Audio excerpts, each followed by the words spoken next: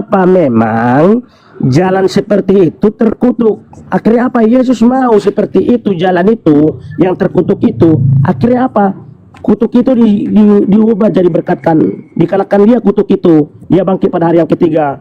Itu kau malu-malu, saya tidak sebut bangkitnya, saya tanya menjadi kutuk terkutuk bodoh, tidak? ngerti itu di Kristen. Kau yang bodoh, kau tidak mau jawab, kau malu-malu menjawab. Ngerti Kristen. Saya tanya, kalau Yesus menjadi kutuk terkutuk tidak? Teologi itu aja gak kau pahami. Terkutuk be tidak, itu yang kau jawab. Dosa bangkit-bangkit, belum kita sampai sampai kau bangkit. Otakmu kebanyakan kau memang kau dungu, kau memang makanya terlalu banyak makan babi kau terlalu banyak makan babi kau jadi begitu. Kencing onta, bro. Sudah. Makanya kau kalau ditanya, itu yang ditanya kau jawab. Kau jawab itu yang ditanya. Lebih berguna bagi. Silakan Gurunda masuk, Gurunda. Aduh. Silakan Gurunda masuk. Baik, bismillahirrahmanirrahim. Aku izin dulu ya teman-temannya, emosi saya sama si Ukelap ini. Maka mereka yang mereka sembah, sembahan-sembahan mereka itu dijungkirkan ke dalam neraka bersama orang-orang yang sesat yang telah menyembahnya. Jadi Al-Quran mengatakan apa yang mereka sembah selain daripada Allah itu dimasukkan ke dalam api neraka. Nah, apakah mereka menyembah Nabi Isa? Tidak. Apakah Nabi Isa mengajarkan menyembah dirinya? Enggak. Apakah mereka menyembah Yesus anak Maria? Tidak. Apakah anak Maria minta menyembah orang-orang itu menyembah dirinya? Enggak juga. Berarti murni yang mereka sembah itu adalah orang yang digantung terkutuk. Siapa dia orang yang tergantung terkutuk ini? Orang yang dirinya kerasukan setan. Nah, untuk itulah kita perlu pemahaman dari saudara-saudara kita Kristen yang menjelaskan bahwasanya yang disalib ini adalah orang suci. Apa dasarnya orang suci yang harus disalibkan? Apakah kesaksian-kesaksian palsu, tipu muslihat, dan upaya iblis merasuki Yudas itu berhasil terhadap Yesus? Apakah betul Yesus ini disalib karena kesaksian palsu? Apakah betul Yesus ini disalib karena upaya iblis? Apakah betul tipu muslihat yang membuat Yesus ini disalib? Kalau betul, berarti keselamatan orang-orang Kristen itu ditentukan oleh berhasilnya tipu muslihat, kesaksian palsu, dan kerja iblis terhadap Yudas akan penyaliban.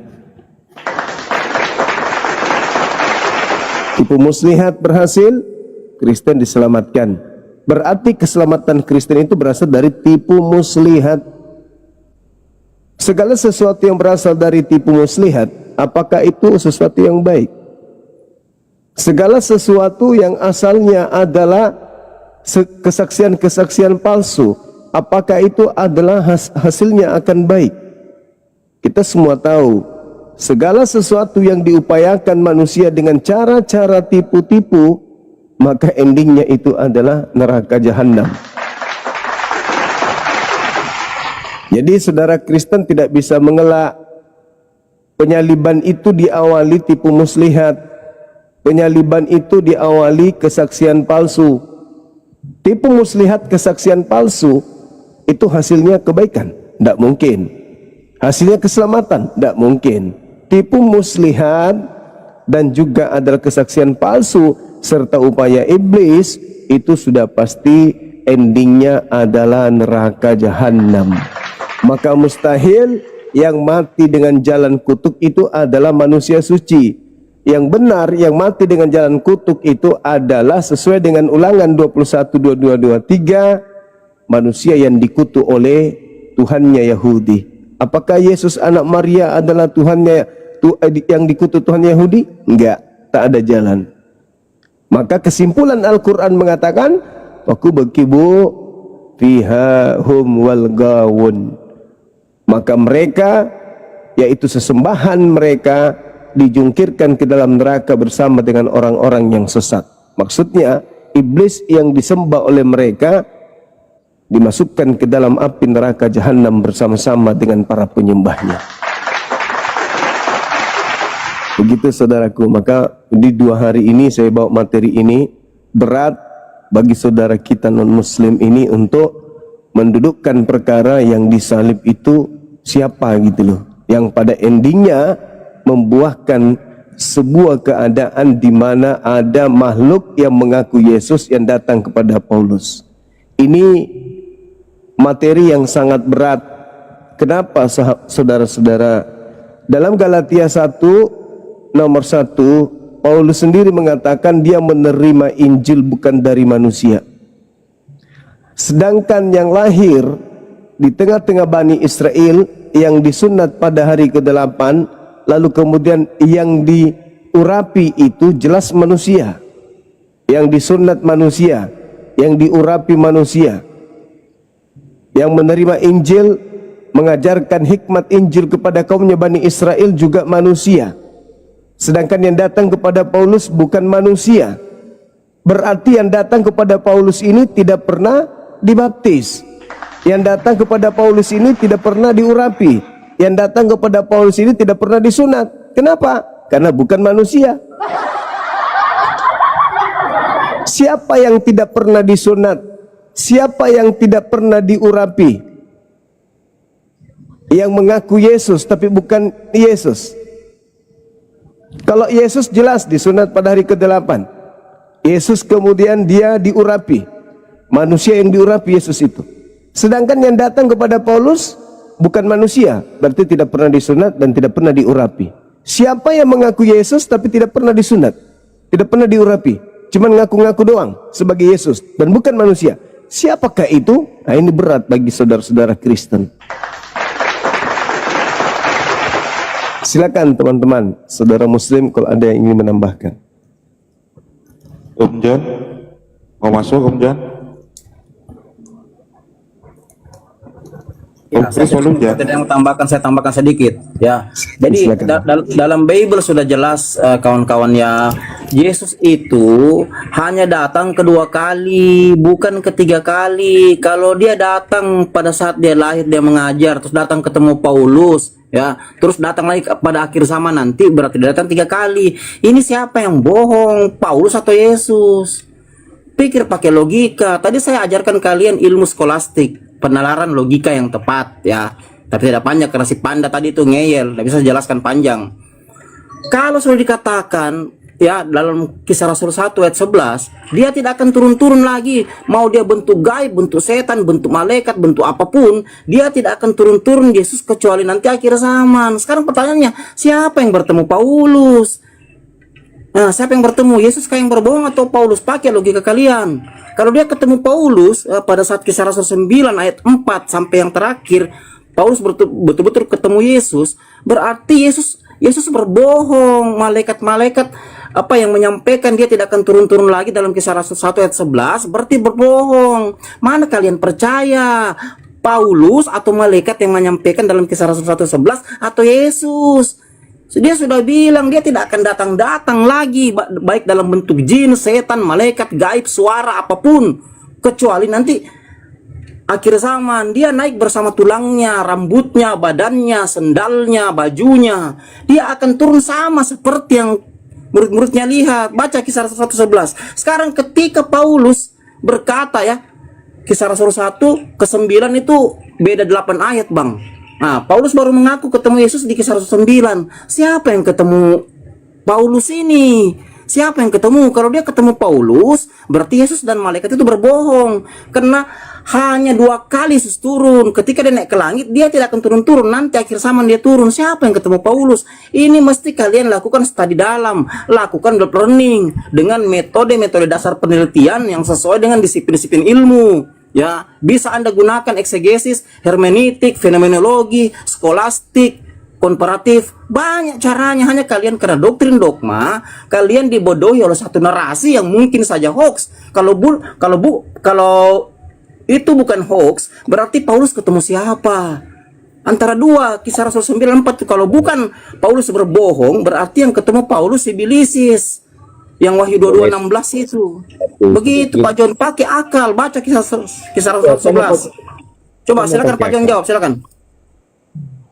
Mengenai penjelasan Anda ya ketemu iblis itu Paulus itu bukan ketemu Yesus, dia hanya mendengar suara. Nah, kalau dia katakan itu Tuhan ya, nah itu kan bukan ketemu secara fisik. Kan pernah juga ada nabi-nabi, ada penglihatan, ada apa, ini kan suara. Jadi Bang, coba baca ulang. kalau Anda menjelaskan ketemu dan Yesus datang kedua kali itu betul. Tapi kalau kau katakan, oh kenapa si Paulus ketemu Yesus itu? Jangan terlalu apa namanya Bukan hanya suara di situ dia ketemu, Bang. Baca ayatnya baik-baik.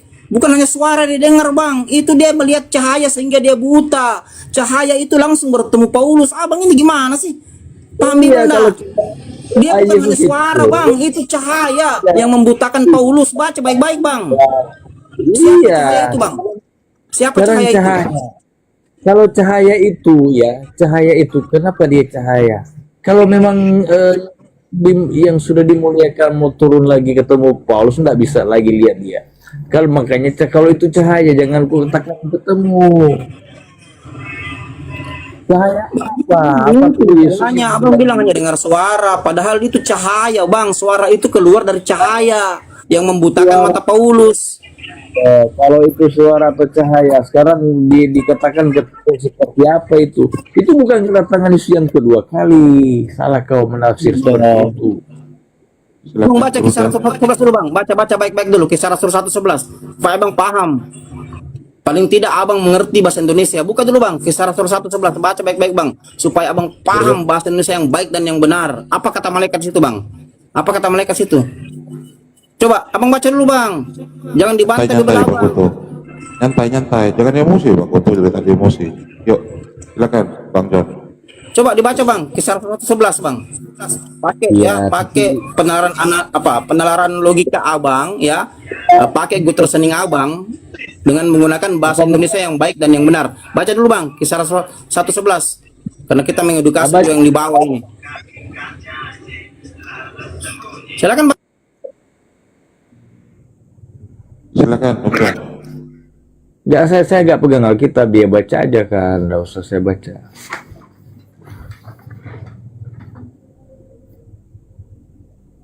Diskusinya modal apa, Bang?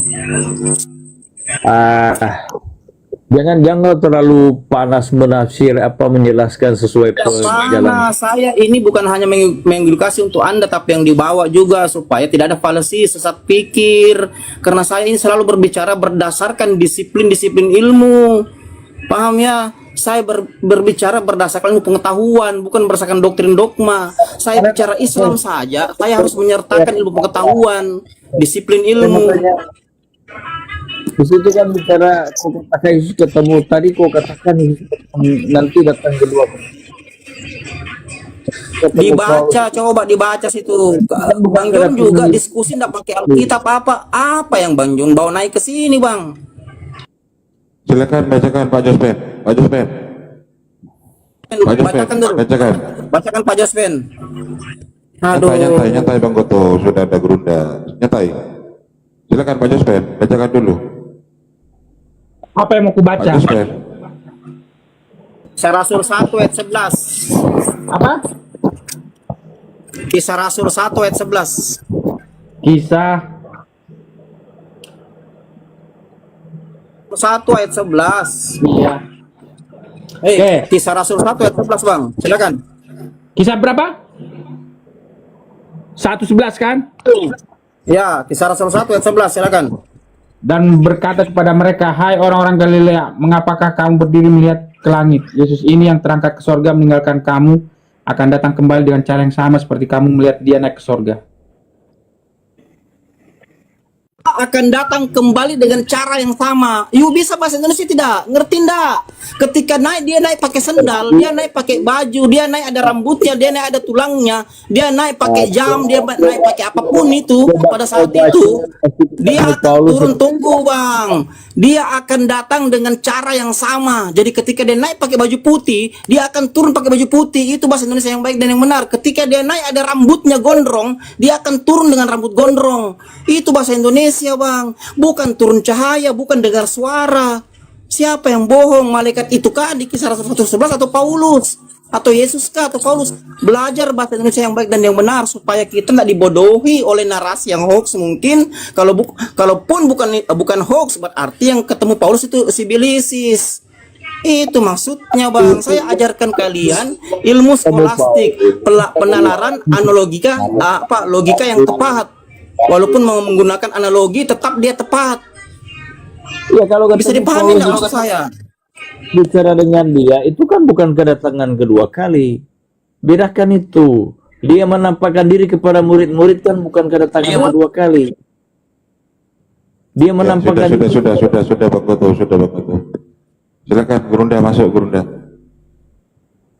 Oke, baik. Ya. Coba kita lihat di dalam Ibrani 9:28. Demikian pula Kristus hanya satu kali saja mengorbankan dirinya untuk menanggung dosa banyak orang.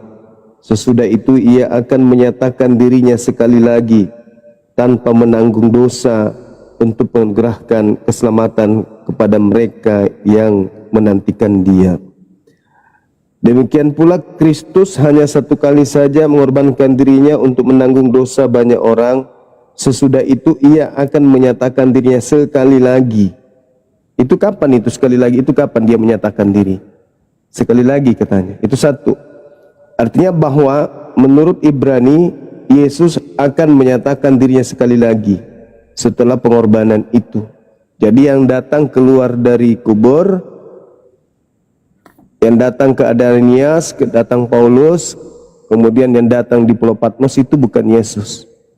Nah, yang dimaksud Kristus hanya satu kali saja mengorbankan dirinya untuk menanggung dosa banyak orang, itu adalah ketika dia diangkat ke atas, bukan disalib tapi diangkat ke langit. Kita lihat dalam Kisah Para Rasul 3 nomor 21. Tolong didengarkan baik-baik. Kristus itu harus tinggal di surga sampai waktu pemulihan segala sesuatu. Jadi dia harus tinggal di surga sampai waktu pemulihan segala sesuatu, seperti yang difirmankan Tuhan dengan perantaraan nabi-nabinya yang kudus di zaman dahulu. Jadi saudara, ketika Yesus terangkat sesuai dengan Kisah 1 nomor 11, itu dia sampai di atas di surga selama-lamanya, sampai kemudian masa pemulihan itu baru dia kemudian turun sekali lagi untuk menyatakan diri. Bagaimana dengan apa yang datang kepada Paulus? Kita lihat pengakuan Paulus di dalam 1 Korintus 9 nomor 1. Bukankah aku ini rasul? Bukankah aku ini orang bebas? Bukankah aku telah melihat Yesus Tuhan kita? Paulus mengaku melihat Yesus. Sedangkan Yesus berada di surga selama-lamanya. Dan dia hanya menyatakan diri sekali lagi, yaitu pada akhir zaman. Berarti terbukti yang Paulus lihat itu bukan anak Maria. Lagian juga Paulus mengatakan yang datang kepadaku bukan anak manusia.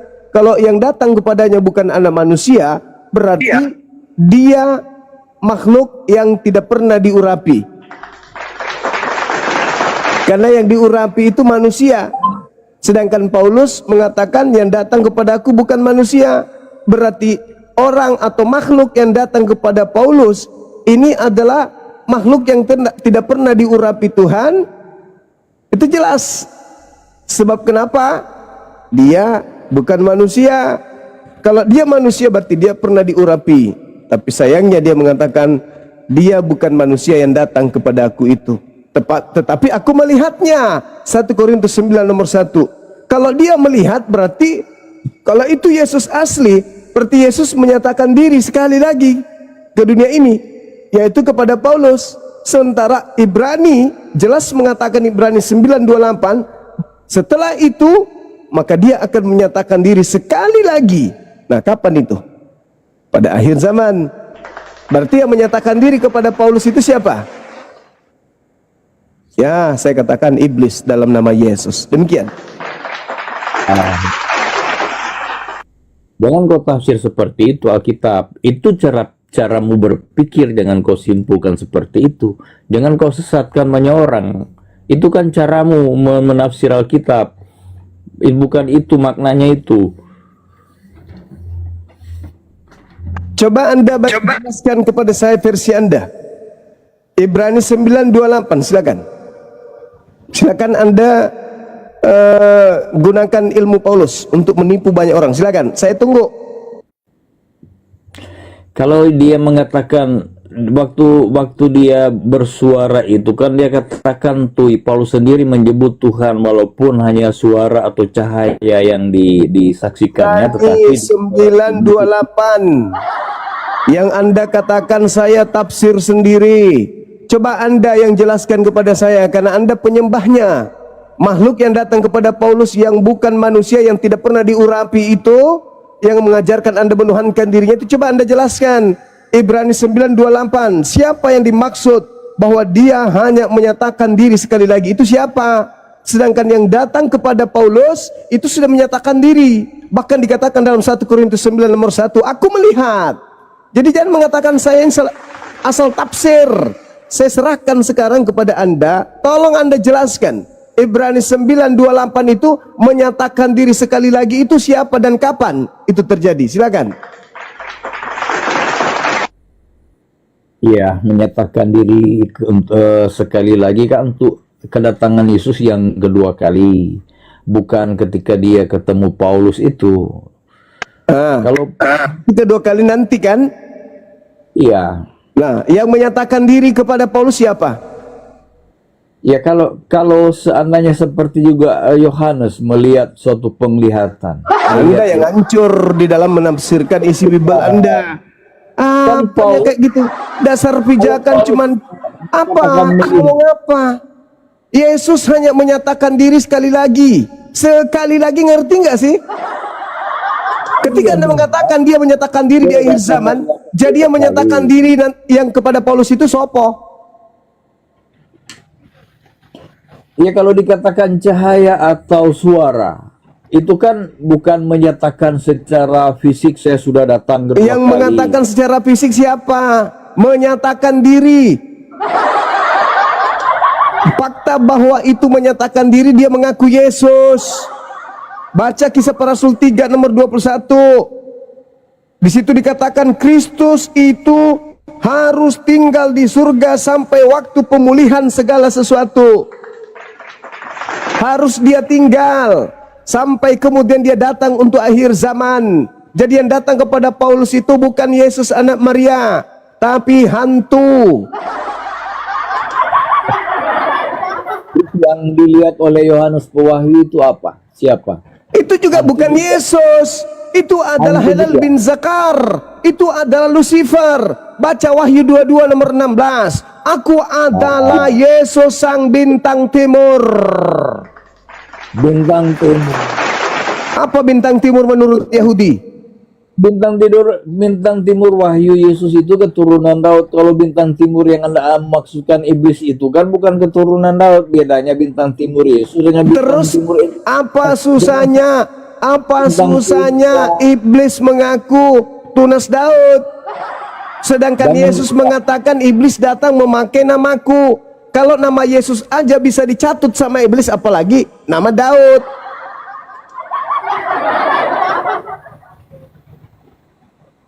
Yang bergelar bintang timur itu iblis. Pernah nggak Yesus ketika penginjilan mengaku bintang timur? Pernah nggak? Anda jangan seperti apa?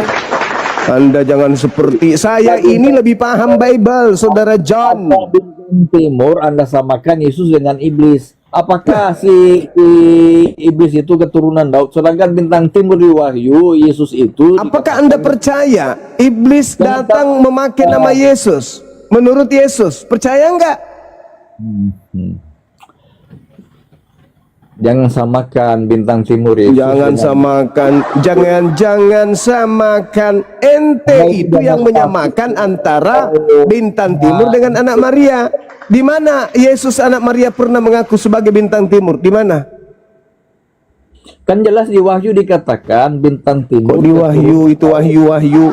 Yesus yang kutanya, Yesus Beda. Yesus yang kutanya, abangku John yang kutanya, Yesus ketika penginjilan pernah nggak mengaku sebagai bintang timur? Ya tidak ada di ketika dia berbicara.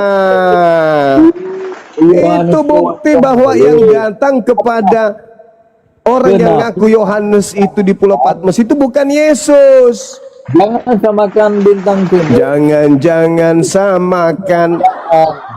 Yesus sendiri yang mengatakan itu kok, bahwa iblis Beda. datang memakai namanya, dan Paulus bintang mengakui yang datang kepadanya bukan manusia. Sekarang saya tanya sama saudara, kalau yang datang kepada Paulus bukan manusia, apakah dia pernah diurapi? Itu bukan persoalan diurapi atau tidak. Nah, itu caramu menolak, saudara John. Itu caramu menolak untuk melindungi makhluk yang datang kepada Paulus yang kalian sembah di hari Minggu. Kalian harus melindungi makhluk itu, karena itu majikan lo. Harus kau lindungi itu. Sementara Yesus anak Maria nggak pernah mengajarkan orang untuk menjadi Kristen. Kalian hanya mencatut nama beliau melalui makhluk itu. Siapa makhluk itu? Yesus sendiri yang mengatakan bahwa penguasa dunia tidak berkuasa atas diriku sedikit pun. Di dalam Yohanes 14:30 apa kata Yesus? Tidak banyak lagi aku berkata-kata dengan kamu, sebab penguasa dunia ini datang dan ia tidak berkuasa sedikit pun atas diriku. Siapa penguasa dunia? Iblis. Baca Yohanes 16 nomor 11. Akan penghakiman, karena penguasa dunia ini telah dihukum. Penguasa dunia telah dihukum. Siapa itu? Tuh, yang di atas salib. Tuh, yang keluar dari kubur. Tuh, penguasa dunia tuh. Itu yang sedang dihukum. Bukan Yesus yang dihukum, penguasa dunia. Siapa penguasa dunia itu menurut Yesus? Iblis. Yohanes 16 nomor 11. Akan penghakiman, karena penguasa dunia ini telah dihukum. Jadi kau pikir yang disalibkan itu adalah Yesus itu iblis? Jangan kau tafsir seperti itu. Kok jangan kau tafsir. Sekarang saya tanya sama saudara, penguasa dunia menurut Yesus siapa? Apa hubungannya penguasa? Apa hubungannya? Kan jawabannya apa hubungannya? Kan nggak nyambung ente. Ente selalu melindungi sembahan Anda. Saya ulang lagi. Penguasa dunia menurut Yesus siapa? Asal aja kau Kamu melindungi sembahan lo yang memakai nama Nabi Yesus. Kamu melindungi sembahan kau itu. Saya ulang lagi ketiga kali. Menurut Yesus penguasa dunia itu siapa?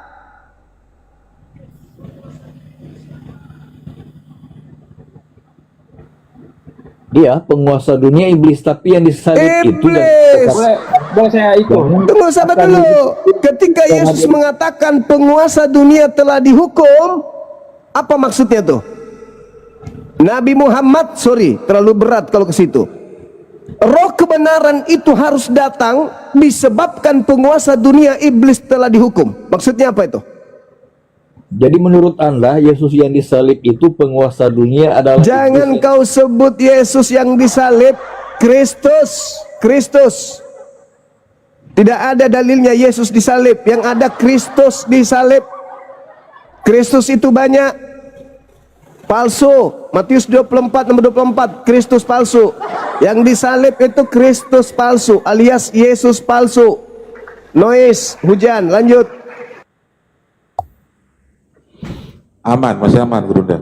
Enggak, Gurunda itu lari dari makna, lari dari Alkitab, maksud Alkitab. Selalu dia menerangkan Alkitab seperti itu. Jauh kau itu, ilmu kau itu hanya menafsir salah itu. Bukan data itu. Silakan Pak Ada Jasmine. Ada yang kata kosong. masa Yesus yang disalib itu disamakannya karena penguasa dunia, berarti yang disalib adalah iblis. Kan salah dia menafsir seperti itu.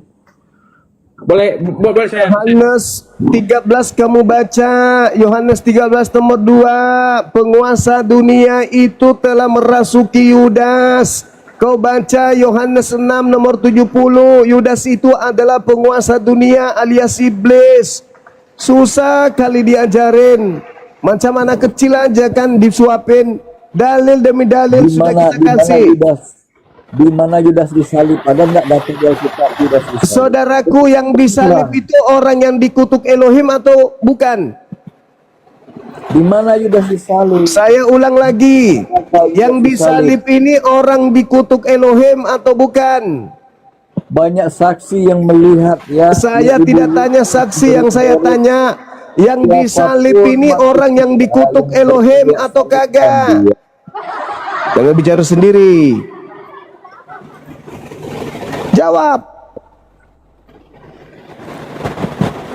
Yang disalib orang yang dikutuk. Yang dikutuk yang makan suap, Ulangan 27 nomor 25. Apakah Yesus menerima suap atau Yudas yang menerima suap? Ketika Yesus mengatakan iblis sedikit pun tidak berkuasa atas diriku, ketika iblis berkongkol dengan Yudas, ketika iblis berkongkol dengan imam kepala mahkamah agama, sehingga mereka membuat kesaksian palsu tipu muslihat untuk membunuh Yesus, apakah berkuasa atas diri Yesus? Apakah Anda mau mengiyakan penyaliban itu terjadi karena adanya kesaksian palsu? Apakah Anda ingin percaya penyaliban terjadi karena adanya tipu muslihat? Mau? Percaya? Pilatus berkata di dalam Matius 27 nomor 18, mereka menyerahkan Yesus untuk disalib karena dengki. Apakah Anda ingin menerima bahwa penyaliban itu asasnya adalah kedengkian? Mau? Mau kalian punya Tuhan itu? Seperti itu. Yesus Apanya? diperlakukan tidak adil. Yesus dia tidak bersalah, dijatuhi hukuman. Dan yang menyaksikan Yesus itu ditangkap adalah murid-muridnya, dia diadili, bahkan nenek Mukiper, murid-murid Yesus semuanya lari meninggalkan Yesus pada saat penangkapan. Tidak ada murid Yesus yang tinggal, semuanya melarikan diri. Baca Markus 14 nomor 50. Kemudian saudara John, dengarkan, lembutkan hati saudara. Yang mengatakan Yesus bla bla bla itu kan Lukas. Yang mengatakan Yesus bla bla itu kan Markus. Yang mengatakan Yesus bla bla bla itu kan pengarang Matius, bukan murid Yesus. Yang mengatakan Yesus bla bla itu kan pengarang Yohanes, bukan Yohanes murid Yesus. 4 penulis kitab Bible Anda, kitab kanonik ini bukan murid Yesus. Mereka wartawan lepas yang mengumpulkan berita-berita lantas menyusun kemudian pemberitaan. Dan 4 penulis Bible tidak pernah sadar kalau kitabnya kemudian akan dijadikan sebagai kitab suci orang Roma dan orang Yunani. Pahami itu dulu. Kebetulan aja kemudian pada saat muktamar kitab mereka lolos. Ada banyak penulis-penulis pada saat itu kitabnya nggak lolos. Kenapa? Karena rata-rata mereka menceritakan dengan jujur Yesus menikah, Yesus langsung terangkat ke langit, tidak dibunuh, maka kitab mereka ditolak. Kitab-kitab yang sesuai dengan keinginan pesanan kekaisaran Romawi yang diterima. Makanya ada dikatakan Injil Apokripa, Injil yang ditolak, Injil yang disembunyikan. Bukan palsu, tapi disembunyikan, ditolak karena tidak sesuai dengan amanat kepercayaan penyembah dewa pada hari Kiriaki, hari Minggu, hari dewa. Lembutkan hati saudara. Kenapa saudara pingin kali Yesus mati? Iblis ke Anda? Karena yang mau orang benar mati itu hanya iblis. Di mana dalilnya Elohim? Kan Yesus sendiri yang bicara kepada murid-muridnya, mari kita ke Yerusalem, di sanalah anak manusia disesat, dianiaya dan dibunuh. Itu Yesus sendiri yang ngomong kepada murid-murid. Anak manusia ketika sampai di Yerusalem itu yang dibunuh itu anaknya, mamanya Yudas. Yudas itu anak manusia. Coba Anda baca kau nomor pakai 23-nya. Nomor 23 pakai dari Injil Matius 16 Barabas, itu yang ya. Anda baca tuh. Injil Barabas bukan Injil kitab kami. Kata siapa? Sekarang permasalahannya adalah apakah Yudas bukan anak manusia?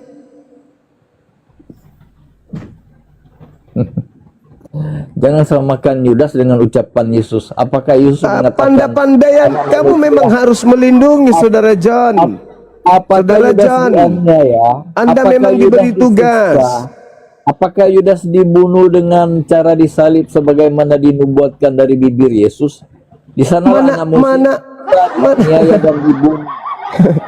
Jangan- Yesus sendiri jangan mengatakan, kau pelintir tidak kitab orang. ada yang bisa membunuh aku, tidak ada yang bisa mengambil nyawaku, nggak ada itu. Sedangkan di dalam Markus 9 nomor 30-31, setelah dia dibunuh, pada hari ketiga dia bangkit dari kubur.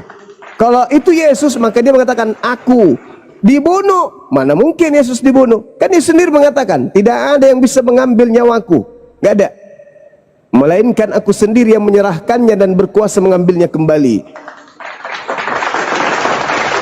Jadi yang dibunuh itu bukan dia, bukan Yesus. Bro, Isa anak Maria lahir mati dan bangkit itu kan ibu Yesus yang bicara. Apa anda percaya Anda dengan kitab Anda? Di mana kemudian Nabi Isa dikatakan dalam Al-Quran bangkit dari kubur, di mana? Surah Maria 19:33. Itu tidak berbicara mengenai penyaliban. Itu berbicara penyaliban gak?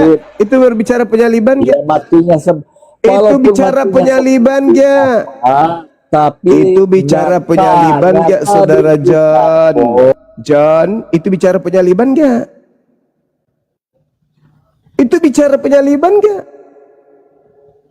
Kenapa Al-Quran Anda masukkan ke dalam pengajaran Romawi Yunani? Ajaran pagan. Bagaimana bisa Anda mengatakan itu masalah penyaliban? Tidak ada hubungannya penyaliban. Surah Maryam itu nggak ada. Tidak ada. Surah Maryam ayat 19 yang Anda bawa itu nggak ada hubungannya dengan penyaliban. Itu doa Nabi Isa ketika dia masih bayi. Bukan bangkit dari kubur. Jangan Anda ada pandai-pandai. bayi berdoa seperti itu. Ya, itu membela ibunya ketika dituduh oleh orang Yahudi kalau ibunya itu adalah pesina melahirkan anak haram. Sekarang keadaan itu muncul dan itu mutlak ada di dalam tradisi Yudaism sampai hari ini. Mereka mengakui Yesus itu anak zina. Apa pembelaan Bible terhadap keadaan itu? Ada. Jangankan melakukan pembelaan terhadap tuduhan tuan rumah terhadap Yesus. Yesus di dalam Bible memanggil ibunya dengan panggilan mami, panggilan ibu aja nggak pernah seumur hidupnya. Boro-boro. Kenapa bisa demikian? Karena Bible sejatinya bukan untuk Yesus. Yesus tidak mengenal Bible. Bible ditulis murni hanya untuk mereka orang-orang Romawi dan Yunani, untuk memuaskan mereka agar mereka bisa menyembah dewa mereka dalam nama Yesus. Sebagaimana Yesus mengatakan, waspadalah kepada penyesat yang datang kepadamu memakai namaku doang. Mereka akan menyesatkan banyak orang. Jadi Anda ini sekarang dapat agama Kristen dari Yahudi? Enggak. Anda dapat agama Kristen itu dari Portugis, dari Belanda. Yang mana mereka orang Belanda ini menerimanya dari mana? Dari Roma, Yunani, bukan dari Yahudi. Begitu saudara. Jadi sekali lagi saya katakan kepada saudara, Yesus yang datang kepada Paulus bukan manusia. Dengan kata lain bukan anak Maria. Dengan kata lain tidak pernah diurapi. Dengan kata lain tidak pernah disunat. Ingat, ketika yang datang kepada Paulus itu bukan manusia, berarti makhluk ini tidak pernah diurapi.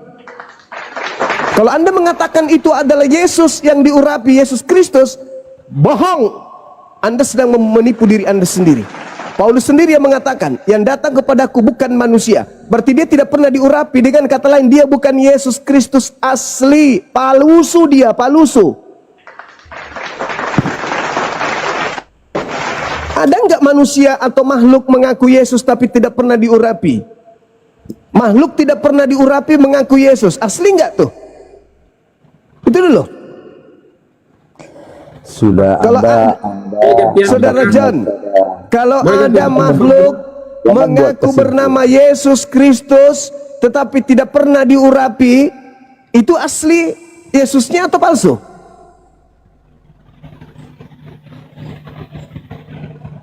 Jijir menjawab, jijir. Jangan bohong. Ada makhluk mengaku Yesus Kristus tapi tidak pernah diurapi. Asli nggak tuh? Asli nggak? Silakan. Pak Jospen, silakan. Mau kalau mau gantian. Noise. Silakan dibuka mute-nya Pak Jospen. Waduh, lupa dibuka mute-nya. Buka mute-nya. Jos.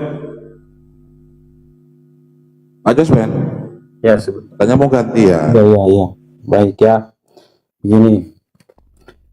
Sebelum Yesus terangkat ke sorga, sebentar ya. Sebelum Yesus terangkat ke sorga, dalam Yohanes 17 ayat 5 dikatakan begini. John, mana John? Kabur. Oh, John. Turun. Lanjut Pak Jospen, Pak Penatua. Silakan. Nggak kuat John itu, nggak kuat John, turun dia. 4.000 penonton, silahkan tetap layar dulu teman-teman, yuk serentak. Bismillah. Iya. Jangan lupa posting ulang. Posting ulang, follow kawan-kawan. Follow sebagai bentuk support ya. Assalamualaikum warahmatullahi wabarakatuh. Ayo Jospen dilawan gurunda saya itu kalau berani, silakan. Sudah saya ajari cara mengalahkan gurunda, silakan. Ya, dengarkan dulu sebentar. Sudah, biar saya mulai. Silakan. Oke, Berdoa, ayo. baik. Perhatikan. Jadi siapa yang berjumpa dengan Paulus waktu di Damsyik? Itu Yesus. Dari mana jawabannya? Perhatikan baik-baik. Yohanes 16 ayat 7, Yesus berkata begini. Apa? Sebentar. Yohanes 17 ayat 5 dikatakan begini. Yohanes 17 ayat 5. Oleh sebab itu ya Bapa, permuliakanlah aku padamu sendiri dengan kemuliaan yang kumiliki di hadiratmu sebelum dunia ada. Jadi posisi Yesus dikembalikan dalam posisi kemuliaan sebelum dunia ada. Artinya sebelum dia menjadi manusia. Nah, apa posisi sebelum dia menjadi manusia? Dia bisa menjadi hadir di semua di segala tempat ya. Apa alasannya? Saya sambil contohnya. Makanya Yesus berdoa ketika makanya Yesus memberikan amaran kepada murid-muridnya dalam Yohanes 14, dia katakan begini. Aku akan minta kepada Bapa dan ia akan memberikan kepadamu seorang penolong yang lain supaya ia menyertai kamu selama-lamanya, yaitu Roh kebenaran. Dunia tidak dapat menerima dia sebab dunia tidak melihat dia dan tidak mengenal dia. Tetapi kamu mengenal dia sebab ia menyertai kamu dan akan diam di dalam kamu. Aku tidak akan meninggalkan kamu sebagai yatim piatu. Aku datang kembali kepadamu. Jadi semenjak Yesus terangkat ke sorga, dia berjanji bahwa Rohnya akan menuntun jemaatnya, gerejanya, murid-muridnya. Mulai dari dia terangkat ke sorga sampai Yesus akan datang. Itulah makanya Yohanes 17 ayat 5 tadi katakan begitu. Yohanes 17 ayat 5 katakan kemuliaan yang sebelum dunia ada. Jadi posisi Yesus berada pada posisi sebelum Yesus reinkarnasi, sebelum Yesus inkarnasi menjadi manusia itu. Itu jawaban saya. Jospen, kau belajar bahasa Indonesia dulu. Sejak kapan roh sama dan kemuliaan? Yesus itu minta dimuliakan, minta disalawatkan, bukan minta dibentuk. Sabar Bang Bukan Goto, minta sabar Bang dibentuk Goto. seperti roh. Sabar Bang Goto, Sabar, dia mau Bang Goto. mengalahkan Ini gurunda. Dia mau mengalahkan gurunda dia. Biarkan dulu, dia mau mengalahkan dia. Saya sudah ajari dia. Silakan. Siapa namanya lawan kita ini? Siapa namanya? Jaminan keselamatan. Jospen. Sebentar. Penatua Jospen, Penatua. Bentar. Ya. Makanya dalam Matius 28 ayat 20 dikatakan begini. Dan ajarlah mereka melakukan segala sesuatu yang telah kuperintahkan kepadamu. Dan ketahuilah aku menyertai kamu senantiasa sampai kepada akhir zaman. Jadi walaupun Yesus ada di surga, dia tetap akan menyertai umatnya di dunia ini. Dia tetap akan menyertai kita sampai akhir zaman. Itulah makanya ketika saya ambil sebentar satu lagi ayat. Itulah makanya ketika Stefanus dirajam, ya. Sebentar ya, ketika Stefanus dirajam, Stefanus melihat di dalam Kisah Para Rasul 7 ayat 50, Kisah Para Rasul 7 ayat 56 dikatakan begini. Kisah Para Rasul 7 ayat 55 ya. Tetapi Stefanus yang penuh dengan Roh Kudus menatap ke langit lalu melihat kemuliaan Allah dan Yesus berdiri di sebelah kanan Allah. Lalu katanya, sungguh aku melihat langit terbuka dan anak manusia berdiri di sebelah kanan Allah. Jadi di sini sebentar, jangan dulu potong, sebentar selesai ini. Di sini kita melihat walaupun Yesus berada di posisinya di surga, dia tetap menyertai umatnya melalui rohnya. Itu jawaban saya. Terima kasih. Saudara, Paulus mengatakan yang datang kepadanya bukan manusia. Percuma aja kau bawa itu data-datamu, percuma. Melihat dan anak manusia duduk di samping kanan Tuhan. Anak manusia yang datang ke Paulus bukan manusia, beda. Percuma aja itu. Terkait dengan kemuliaan, sebelum dunia itu ada, kemuliaannya sudah ada. Tapi kapan diberikan? Pada saat dia jadi manusia. Di mana dalilnya? Yohanes 1:14. Kemuliaan yang diberikan oleh Bapa kepadanya, diberikan. Kemuliaan yang ada pada Bapa itu dipersiapkan untuk utusannya bernama Yesus. Nanti kemuliaan yang dipersiapkan untuk Yesus itu diberikan di abad pertama setelah Bapa menciptakan Yesus. Sebagai manusia, sebagai daging. Catat itu baik-baik. Jadi ketika dia mengatakan aku menyertai itu ajarannya. Kenapa ajarannya? Karena ada yang melanjutkan ajarannya. Siapa yang melanjutkan ajarannya itu? Ahmad. Makanya kami mengajarkan apa yang diajarkan, memuliakan dia. Apabila ia datang yaitu roh kebenaran, dia akan memuliakan aku. Kemuliaan Yesus itu hanya berasal dari mulut-mulut umat Islam. Tidak ada umat Islam dalam hatinya, dalam pikirannya, dalam lisannya mengatakan Yesus manusia yang mati dengan jalan kutuk. Woi Jan, lari juga kau. Hei, Aduh, marembok batu jenak pelarian ye. Sih. Gaji nasi. Bikin malu muridku ini, kurang ajar, bikin malu.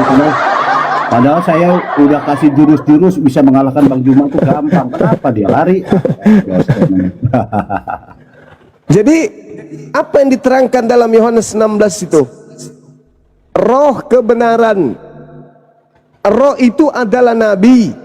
Kebenaran itu adalah wahyu. Nabi yang membawa wahyu yang akan datang memuliakan aku.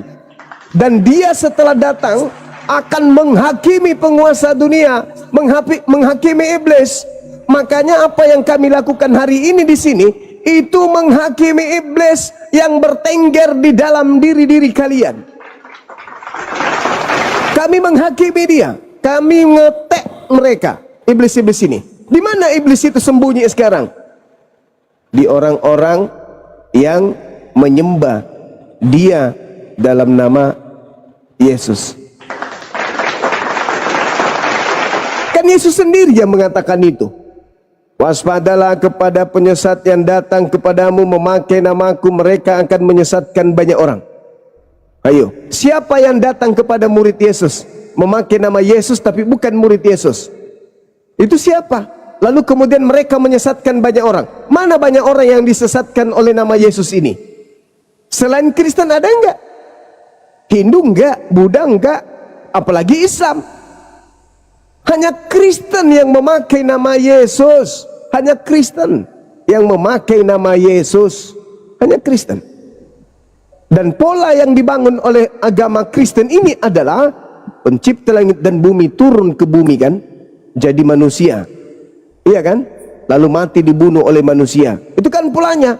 Tapi anehnya ketika dia turun sebagai manusia, dia tidak pernah mengatakan